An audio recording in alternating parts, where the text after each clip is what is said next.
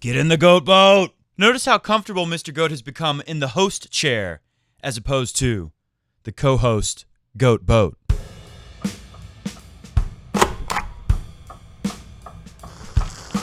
Oh, we've got a lot for you today. We've got a big stack of tennis news right here. We've got stuns. We've got slams. We've got acquiescing. We've got it all, baby. And it's almost time. It's almost that special, best time of the year. It's almost time for SW19. It's almost Wimbledon time. Today on Coffee Break Tennis, we will talk about why I'm not giving Djokovic as high of a chance as many people would at Wimbledon this year. It's the first thing on top of our stack. Of course, the seeding controversy. Rafa, not happy that he's the 3, and Roger is the 2. Martina Navratilova acquiesces, surrenders, and gets involved in some real silliness, I think, over at the BBC. We'll talk about that towards the end of the show, if time permits. I think we'll have time today. And did I mention today's show has slamming? John Isner slams Wimbledon prize money. We'll see what that's all about. All that and a little tiny bit more on today's episode of Coffee Break Tennis. Real quick, before I put head sponsor Crunch Time Coaching in its normal spot right here, I want you to observe this shoe that I purchased. I believe it is the shoe Roger Federer was wearing in Halle when he won his La Fedesima, his 10th title. Comment below if this is the shoe. I remember watching on TV thinking, that's an odd combination of brown, white, and some kind of orangish red color. Is this the same shoe? Is it not the same shoe? You decide. Comment below. Welcome to Coffee Break Tennis, the fastest growing tennis talk show in the world. I am Matt Bradshaw, the host of this great show, your tennis friend. Whether you believe the earth is flat or round, doesn't matter where you live on it. I'm either around on the other side or on the other part of the flatness. Whatever you think, we don't discriminate against your views here. Only bad tennis views. We do discriminate against tennis views if they are incorrect. And first up, the reason why. Now, Novak Djokovic obviously has a great shot at winning Wimbledon. He has a great game for the grass. But this is ultimately why I think if Roger and Joker were to be in the Wimbledon final 2019, only 2.5 weeks from now, right? Am I doing the math right? Only about 17 days away from today. I think Roger Federer would likely win unless we saw Joker raise the level to something higher than even what we saw last year at Wimbledon. I mean, all you need is the proof. Djokovic barely got by Rafa last year. Now, conditions at Wimbledon were better for Rafa. Not much rain, very dry. The courts were playing as close as you can get grass courts to clay ever, right? And Rafa, that helped him, but they closed the roof. That kind of nullified everything and really helped Joker by bringing that bounce back down real low, and Joker still had a hard time with the Rafa. It was a great match, obviously. This is not a real insult to Joker or anything like that. But the key for Djokovic on this great surface is his service, his serve. He's got to be hitting spots, which I wasn't too impressed. It wasn't like he served terrible or anything, but at the French Open, Djokovic didn't serve close to his very best, which we have seen him do 2014, 2015 when he beat Federer. So listen, the Boodles over at the Boodle tournament, which is it's an exhibition thing that these guys are playing, Joker and Rafa, because they didn't play any warm-up events. They didn't play Halle. They didn't play Stuttgart. They didn't play Rosmalen. They didn't play the Granola Bar Open in Eastbourne. Dirty Dan is, though, and he looks good. He looks good. Doesn't he look good on grass? High praise for Dirty Dan. They play this thing called the Boodles, and guess who beat Joker? El Chapo, disgraced former leader of the Canadian cartel, who has not been playing very consistently for quite some time. Rising Canadian star Dennis El Chapo. That's not how it works anymore. You are rising, and then when another next gen comes along, you are crashing. Now, we all still have faith in Chapo, but you don't have to go very far. Any tennis pundit, podcaster, whatever, they are quick to dismiss El Chapo lately. And, that's just how it is. Tennis is a very much what have you done for me lately sport. So, disgraced former Canadian star. That's an editorial from me. This is from tennisworldusa.org. Zvered Mesic is the writer. Rising Canadian star El Chapo has stunned world number 1 Novak Djokovic at the Boodles. What a funny name. Have you ever wondered why? Why this name? as the 20-year-old earned a straight set win, 7-6, 6-4, and not a single break point was seen in the first set. By the way, Djokovic only got 3 points in that tiebreak. 7-3, Shapo takes the tiebreak. The second set, however, Djokovic gets the first break in the first game. Now, Djokovic, because of his excellent return game, is always going to have chances to break serve. Very important in Wimbledon. But more important, you need to hold. Yeah, at least get to the tiebreak. If you keep holding, you'll have your looks at breaking. Roger Federer, great at doing this, as we saw in Halle. Djokovic got the first break of the match of the second set. First break of the match in the first game of the second set, but failed to capitalize as El Chapo broke not once, but twice in the 6th and the 10th game to claim a straight set win, 7-6, 6-4, in a battle between two rising stars. Oh, now they're moving on to another match. So that's enough. I don't need to read anything else from this article. There you go. Why the heck is Joker having his serve broken twice by Mr. No Consistency whatever? Now, here's the thing about grass. You can be Mr. No Consistency whatsoever all year long, but if you come to Wimbledon and you hit your spots on the serve and you go for aggressive shots and you make enough of them, if you're consistent enough on a given day, anyone can lose. We have seen Rafa lose at Wimbledon to guys you wouldn't expect to beat Rafa, like Nick Kyrgios before anyone knew who Nick Kyrgios even was, like Dustin Brown, who can't get off the minor league tour to save his life, but always comes up with some magic results on the grass. That is just the nature of the surface. But, and it is true, it is playing more and more like the other medium-slow courts around or across. By the way, please don't even comment on that. That's ludicrous. Around the world, all the courts are becoming medium-slow. And grass is no exception, but still, it plays very differently than the other courts. And now we have some issue about that. Rafa Nadal. This is from USA Today. Michelle Martinelli. Quoting everything from other publications. Rafa Nadal, seed compared to Roger Federer at Wimbledon, it just doesn't seem right. It doesn't seem right. Because of the way Wimbledon seeds players, which is unique compared to other, and I have the exact formula in another. We got a lot of stuff on this Rafa stuff here. We're just going to try to breeze through it. But I put this one on top of the stack or underneath the Djokovic thing because I just want you to see. If Djokovic, it doesn't matter how much you break. You are not going to break on grass if you're playing against someone who's hitting their spots and serving well. You are not going to break very frequently on grass unless the person serving is screwing up a lot. You have to take care of your serve. I'm not convinced that Djokovic will hold serve as effectively as a Roger Federer. I mean, he usually won't unless he's having one of those super serve-a-thons, and it could happen. He could get it together and have one of the greatest serving performances of his life. We don't know yet, but on average, I think Roger Federer going to serve much better than everyone else in the tournament. He's been doing it so far. Because of the way Wimbledon seeds the players, unique compared to other Grand Slams, Rafa knew this was a very realistic possibility. Now, let me just read what Rafa said first. The only thing that doesn't seem right to me, it's that only at Wimbledon does it happen. If everyone did it, I think it would be appropriate or correct.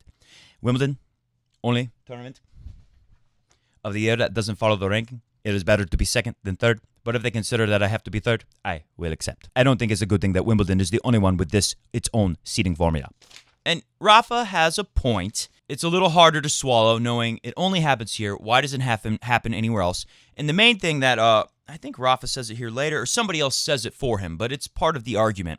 If you believe this argument, if you go along with it, if you subscribe to it. By the way, subscribe to this channel down below. If you subscribe to this argument, one of the parts is the courts all play more similar than they ever have in the history of the sport.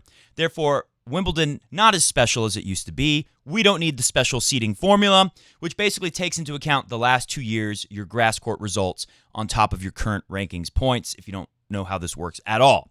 Since Roger won it 2 years ago, since Roger did well on grass last year he won Stuttgart last year, I believe, and he made the finals of Halle last year. And one thing I see around here is, well, Rafa made a semifinal at Wimbledon last year. Isn't that enough with the grass formula to get him the number 2 seed?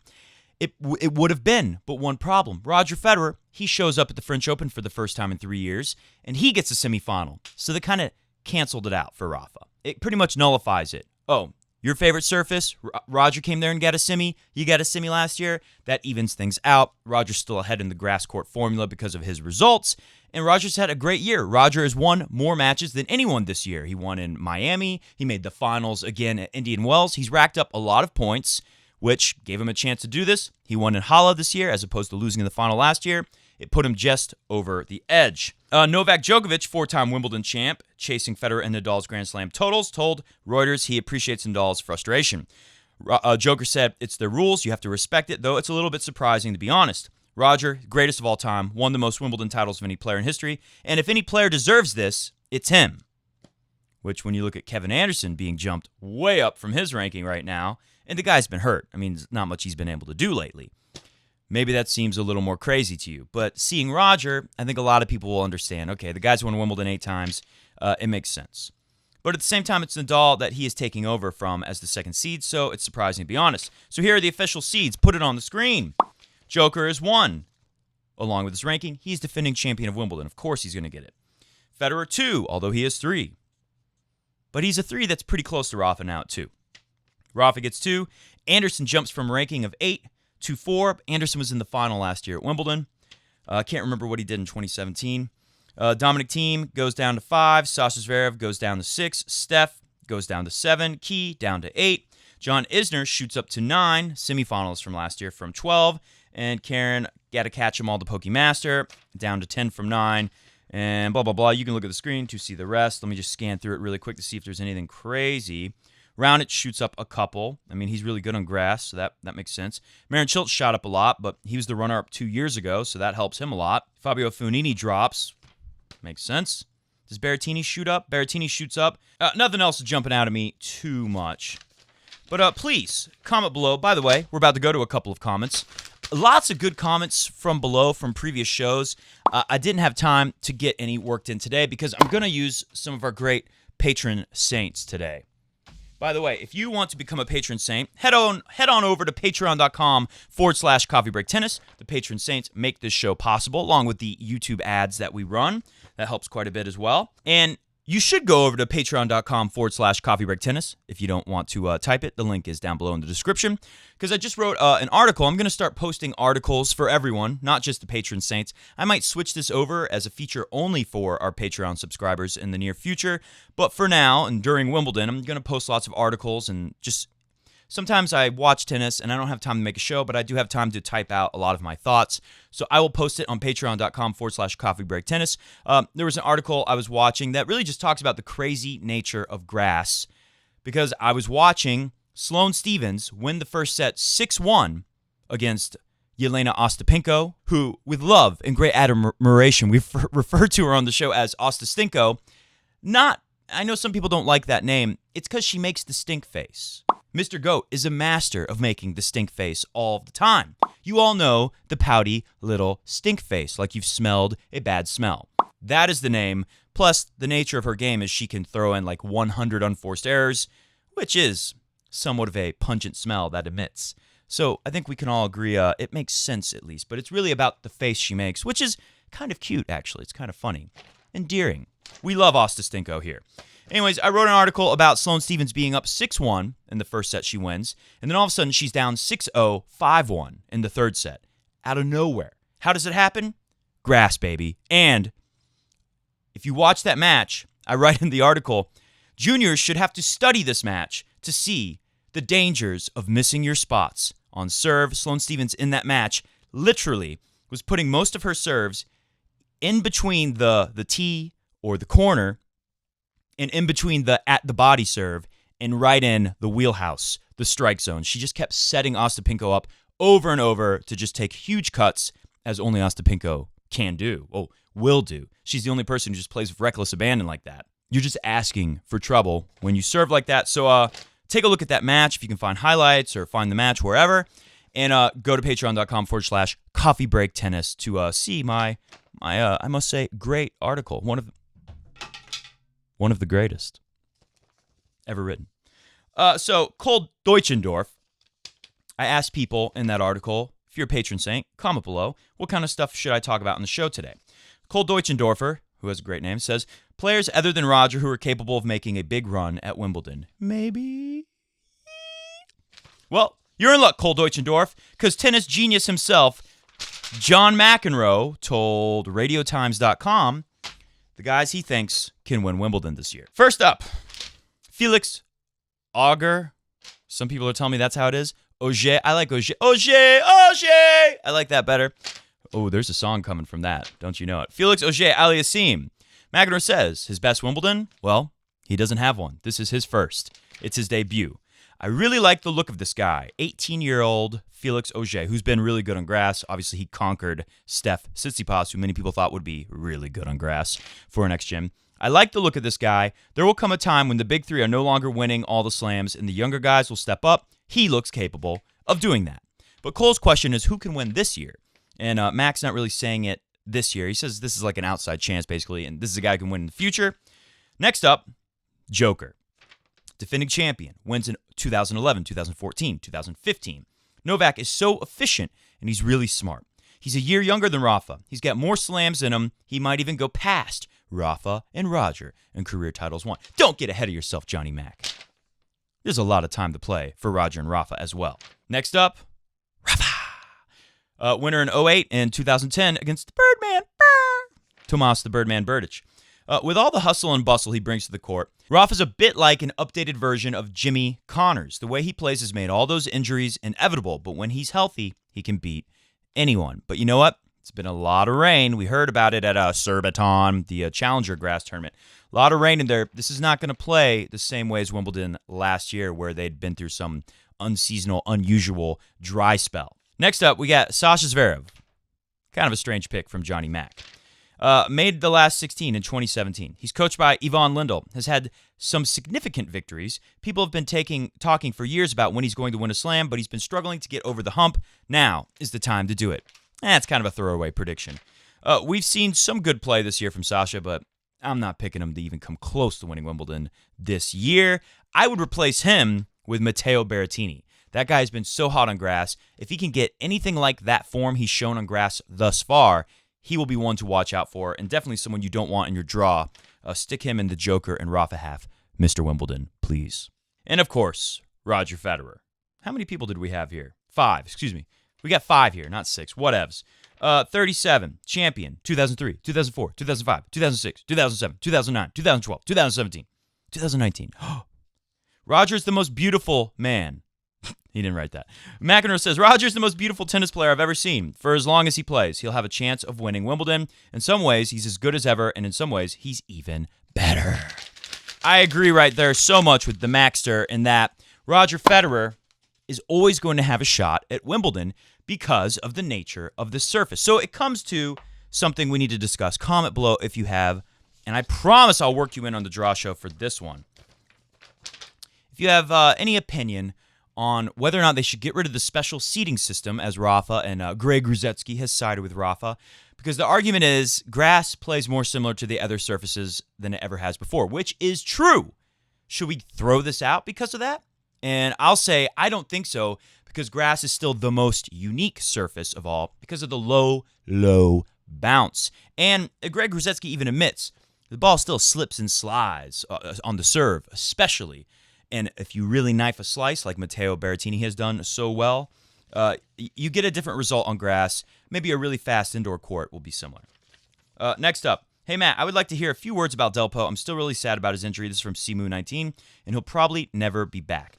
I wouldn't count out Delpo ever because if anyone's going to come back from an injury, it's Rafa or Delpo. Those guys have dealt with more injury problems than, I'm sure there's somebody else who obviously I'm leaving out right now, but those two names come to mind when you talk about injuries in tennis.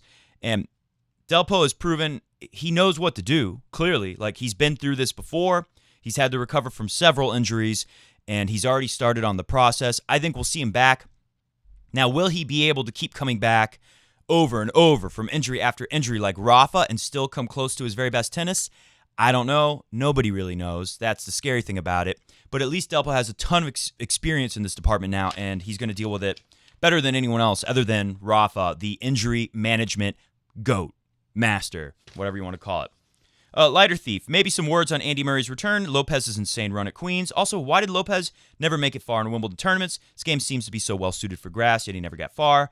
Ray Chien also says, I want to hear more about the other 37-year-old champion as a lay viewer. I've never even heard of him. Well, if you haven't heard of him, it's because he hasn't been consistent enough to have these kind of results all the time, but he has shown that he has a great serve. A great serve is always rewarded more at Wimbledon than anywhere else. Maybe, again, a fast indoor court will be similar. The thing about Lopez, as far back as I can remember, is always hearing that his backhand was like not even a pro-level backhand. He had a minor leaguer backhand and then a top serve and average top 100 forehand is what we would hear, I don't know, thinking back even as far as like 10, 15 years ago. So because of that, a lot of players would pick on his backhand. At one point, he really worked on developing his slice backhand, which is why we've seen better and better results on grass. Because, it's hard to pick on a slice backhand if all of a sudden he's knifing that thing really low and the grass is helping that ball make it dangerous for you as a player. I noticed in the second set tiebreaker in the final at Queen's Club that Gilles Simon was kind of avoiding the backhand, at least in that tiebreaker. I didn't watch that whole match, but I did see that tiebreaker. And it seemed like in some of the points he would rather hit to the forehand than get more knifed slice backhand. So that was something that kind of changed. 2017, a lot of people thought Feli Lopez would have a great run, but of course, he ends up injured after giving it his very all at Queen's Club and not having much left over at Wimbledon, having to pull out. Then also, last week we talked about these accusations of match fixing. Feli Lopez has denied it all over the place, and I don't think there's any reason to think he was a part of it. I think it literally could have been anyone in the locker room, because the police do have evidence that somebody tipped off that Feli Lopez ain't going to win his doubles with the other Lopez, Mark Lopez. That could easily be just someone who works at the tournament. That could easily be like a massage therapist who said, man, Lopez is jacked up. I mean, he did end up pulling out of the singles. He's all messed up. There's no way he's going to be able to win in the doubles. So the tip could have come from someone like that. Literally could have been someone who's like changing out towels out of the locker room and just overheard it. There's so many people that go into a ATP locker room at the biggest tournaments that aren't necessarily a player or a close member of the team. So I just wanted to put that out there. It's hard in this tour to bring everything together and have great results, especially at a place like Wimbledon. And Lopez obviously just hasn't put it all together to have an incredible result. Maybe he will this time. Maybe like 2017, he's too worn out from this time he plays the doubles and the singles. And Andy Murray's return, yeah, it was pretty impressive. We were all told the guy's toast forever. It's doubles, a lot less movement. Will he be able to handle all of the moving you do from several matches of singles, best of 5? I don't know. But it would be cool to see Murray come back. It'll obviously be a spectacle if he comes back to singles. It was a spectacle to see him come back in doubles. Glenn Sindall, Matt, also hear about doubles chances of returning. 1% Murray's comeback in doubles. Wimbledon seedings were interesting. Fed and Kev got a boost from Glenn. And also maybe some thoughts about Eastbourne or the Wimby qualies. I haven't watched much of the Wimby qualies or the Granola Bar Open in Eastbourne. But, you know what? It would really be a disservice not to crumple up our patron saints' comments. And let's do a special shot. How about a little lob? For Glenn, I think some of that stuff I already talked about, I guess. But obviously, can't say enough about how awesome Murray was. You clearly can see how great of a returner he is when you put up targets. In doubles, you have extra opportunities to knock down targets because of the 2 people you have to avoid now. And what was the other thing he said? Shouldn't have crumpled it up so fast, should I have? Del Pope stuff, we pretty much talked about that. Look at this big idiot having to uncrumple paper.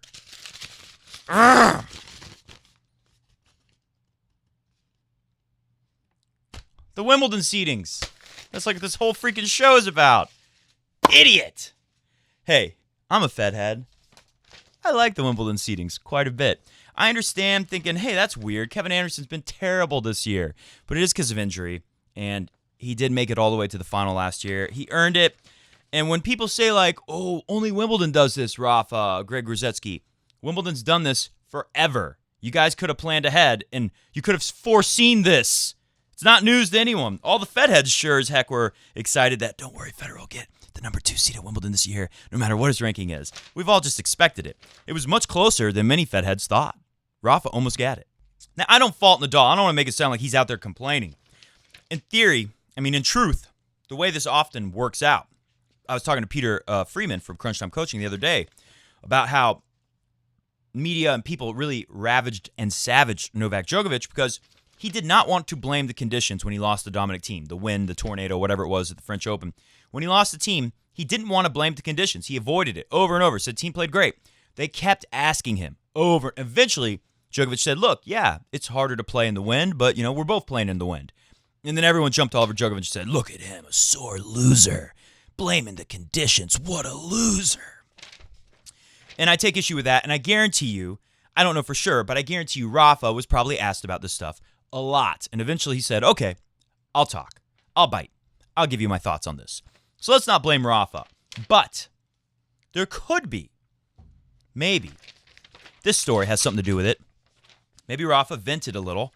Maybe Rafa gave in to the media saying, please, please, please, tell us you hate Roger. Tell us you're mad at him for taking your 2 seed. Tell us you think it's unfair. Maybe he gave in and bent to their will because Eurosport.com.uk, Cilic thumps Nadal. Thumps him in the Wimbledon warm-up. I told you, we got slamming, we got thumping, we got acquiescing in the form of Martina Navratilova. Spaniard Rafa Nadal get a quick-fire reminder of the challenge he faces to win a third Wimbledon title as he was blown away by big-serving Marin Cilic in an exhibition. Oh, underline exhibition, because it doesn't matter. But it's not a great sign, obviously. Rafa lacks sharpness at the Hurlingham Club, where everyone hurls, in London as a well-drilled, well-oiled, well-machined, well-looking, good-looking, I added all that, well-drilled Cilic sent him packing in less than an hour. A sweaty Nadal, ooh, they're digging into him now, going straight from the court to a waiting black Rolls Royce. The other day I saw a thing, it's like, look, Rafa, a man of the people, he rides a bicycle. Put the clip on here if I can find it. Rafa riding a bicycle, look at that guy. Now he's in a black Rolls Royce. It's all how they shape it in the media, how they want to make you look. Now he might as well be freaking Citizen Kane, closed off from society, angry in his black Rolls Royce, being taken away. 6-3, 6-3, defeat. Only minutes after his defeat, he got into black Rolls Royce and rolled away with Rosebud. This was the first time that I played points, and that... Oh, sorry, it's Rafa.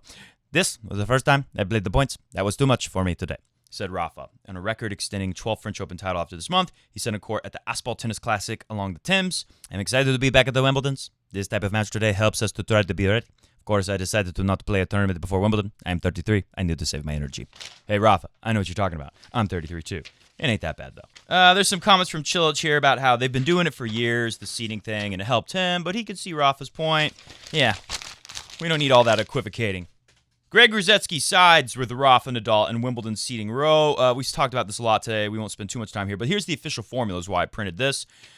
ATP ranking points as of June 24th, 2019. Take those. Add 100% of the points earned for all grass court tournaments in the immediate past 12 months. That means all the tune-ups you played. Well, Djokovic and Nadal, they don't play tune-ups on grass anymore, so that doesn't help very much. Although, did Joker play Eastbourne last year? Or that might have been the year before.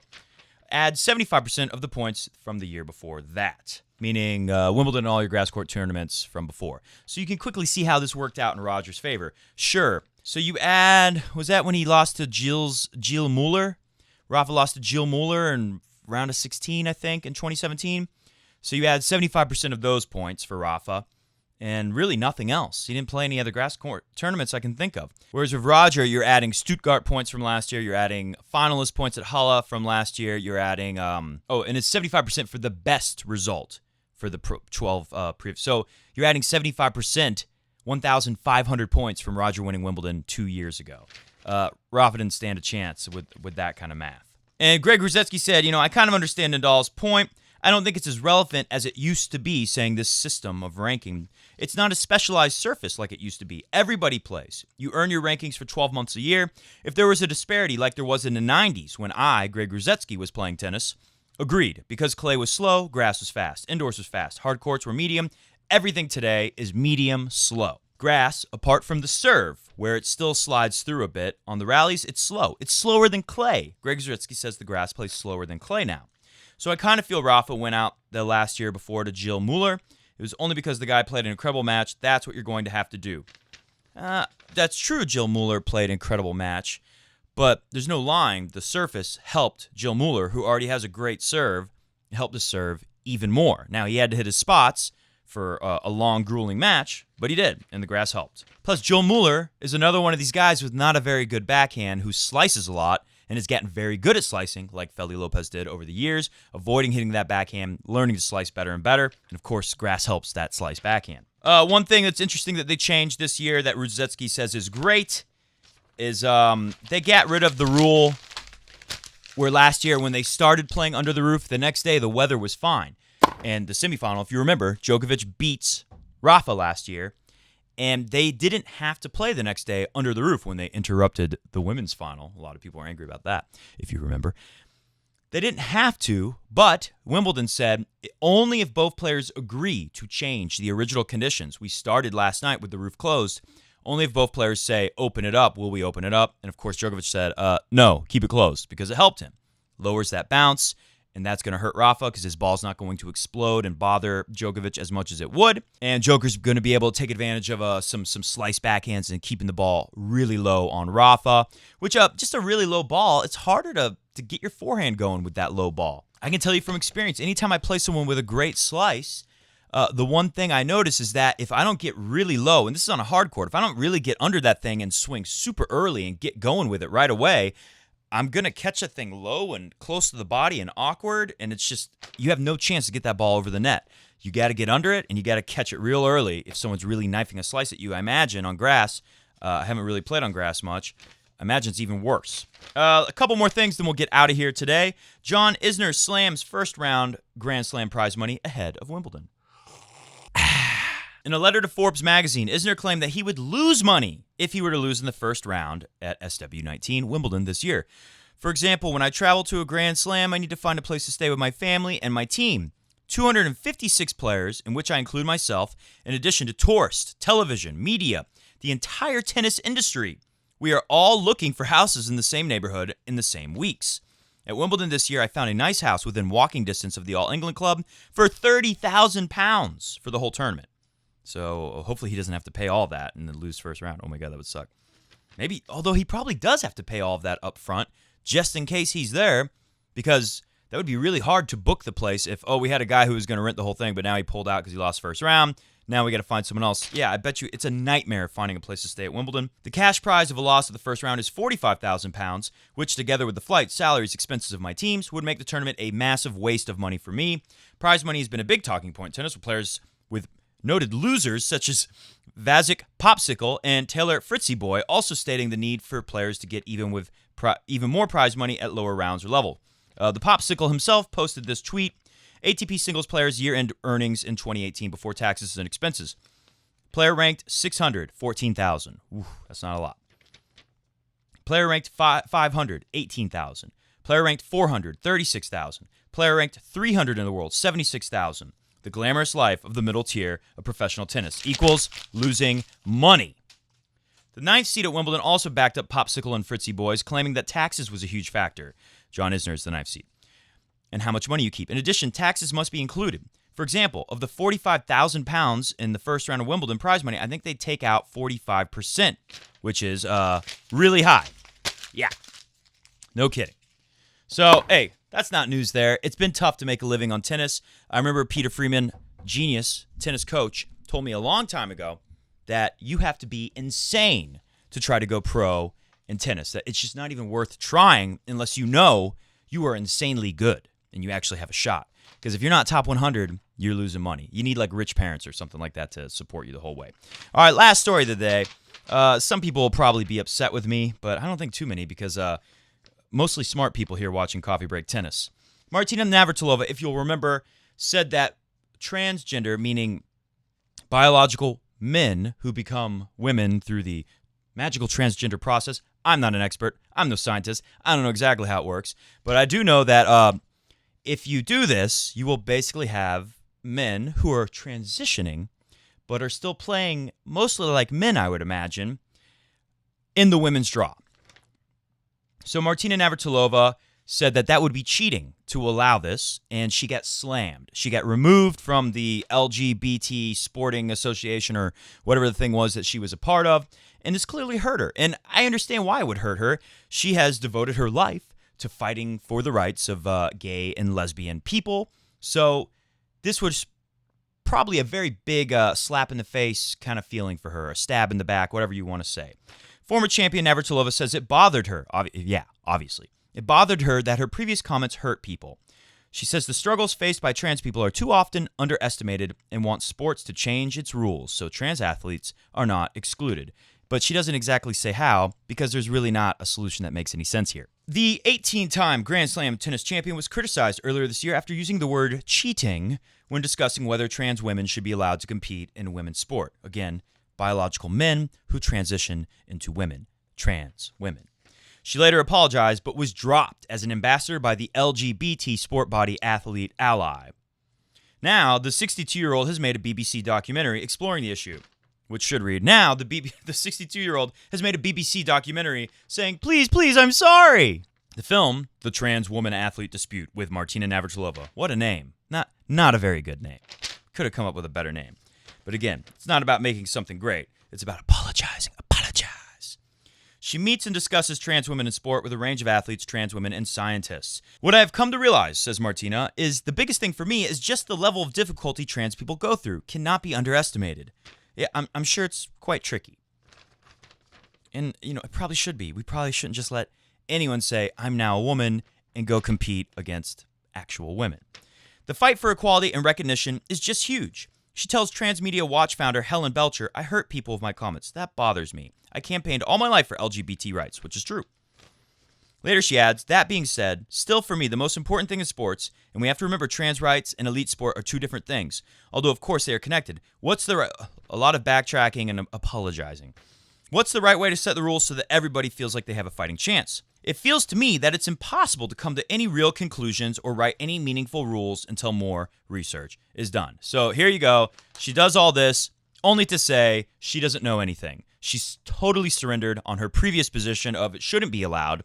And now she's saying she doesn't know and no one knows until we do more research. Which isn't, something, it's not crazy to say that. But for now, I think we need to include as many transgender athletes as possible within elite sports while keeping as level a playing field as possible. Yeah, obviously. How do we do that? She said in the previous quote, we don't know. No idea. Not a clue. Sociologist Ellis Cashmore tells Navratilova sport will have to change. This sociologist. Wait till you hear what she says. The sport will have to change in some way or another as parts of society are adapting to gender fluidity.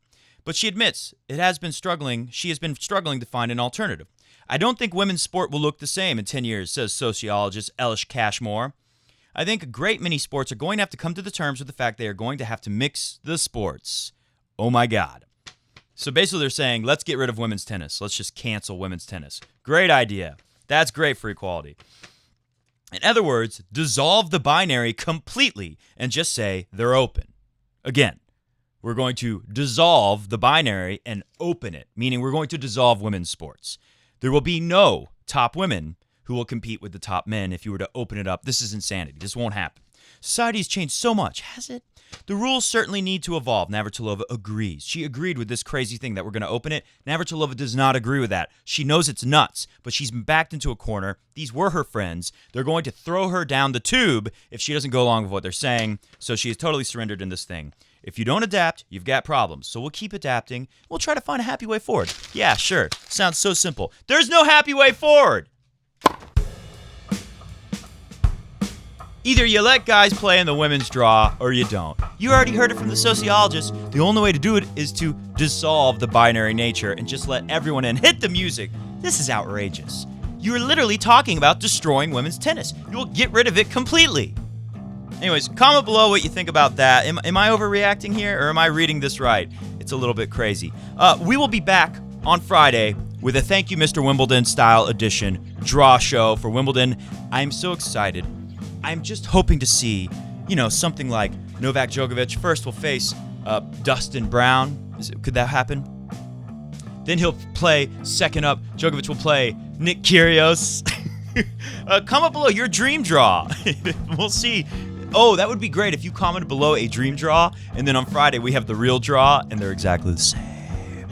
Obviously not the whole draw, but comment below a couple people you'd like to see on the Novak Rafa half of the draw, and a couple people you'd like to see over, how about we get Fabio Fognini in the Federer draw? That would be pretty good, right? Throw Tsitsipas in there too. We'd love to see Roger Federer beat down El Stefo again. That would be great. Thanks for watching Coffee Break Tennis. We will be back Friday. We love you. We need you here at the Harder Brothers. See ya!